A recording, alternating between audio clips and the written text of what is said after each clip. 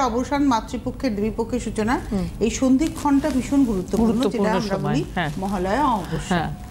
তো মহালয়া অমাবস্যা আমরা জানি যে ভীষণ একটা শ্রেষ্ঠ তিথি, তন্ত্র প্রতিকারের একটা শ্রেষ্ঠ তিথি। তো আমার আপনার কাছে প্রথম প্রশ্ন, যে যারা প্রতিকার করে উঠতে পারছে না, করতে পারে তো খুব ভালো, কিন্তু যদি করে উঠতে না পারেন তাদের জন্য যদি কিছু আপনি বলতে পারেন। হ্যাঁ, অবশ্যই বলতে পারবো। দেখুন, আমি একটা কথা বলি, তাহলে আমি প্রথমে যেটা নিয়ে আলোচনা করব সেটা হচ্ছে তর্পণ। এই যে আমাদের হিন্দু শাস্ত্রে একটা পবিত্র সংস্কার আছে তর্পণের, সেটা নিয়ে আমি আপনাদেরকে বলবো।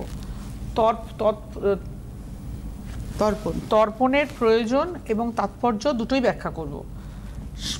মহাকাব্য মহাভারত মতে মহাবীর মহাদানী কর্ণ দেহত্যাগ করেন ও তাঁর আত্মা স্বর্গে পৌঁছয়, কিন্তু তখন তাকে খাদ্য হিসাবে স্বর্ণ রত্ন মূল্যবান বস্তু এই সমস্ত তাকে তখন দেয়া হতে থাকে।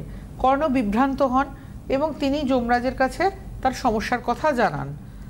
এরপরে যমরাজ উত্তর দেন, মহাবীর কর্ণ, আপনি জীবদ্দশায় বহু কিছু দান করেছেন, আপনি দানবীর, সব রকম কিছু দান করেছেন, কিন্তু আপনি জীবদ্দশায় পূর্বপুরুষদের স্মৃতির উদ্দেশ্যে তর্পণ করেননি।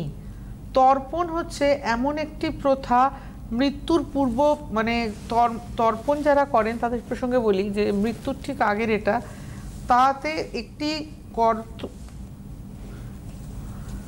তারও একটি কারণ ছিল, কেন কর্ণ পূর্ব মুহূর্ত অবধি জানতেন না কে বা কারা তার পূর্বপুরুষ ছিলেন, সেই জন্য তিনি জানতে পারেননি যে তার সত্যিকারের প্রকৃত পূর্বপুরুষ ছিলেন। এবার এই তর্পণের প্রসঙ্গে আসবো। তর্পণটা কিন্তু আমাদের হিন্দু ধর্মের অত্যন্ত শ্রেষ্ঠ একটি সময়, অত্যন্ত গুরুত্বপূর্ণ একটি সময়, এবং এইটার মাধ্যমে আমাদের ধর্মে যেটা রয়েছে সেটা হচ্ছে আমরা যাতে সেখান থেকে, তর্পণ হচ্ছে এমন একটা জায়গা যেখান থেকে আমরা যথেষ্ট শুভ ফল লাভ করতে পারি। অ্যাকচুয়ালি আমাদের পিতৃপুরুষ যারা আমার অ্যানসেস্টার্স যারা মারা গেছেন তাদেরকে জল দেওয়া, তর্পণ হচ্ছে জল দান, তাদেরকে আমি জল দিচ্ছি।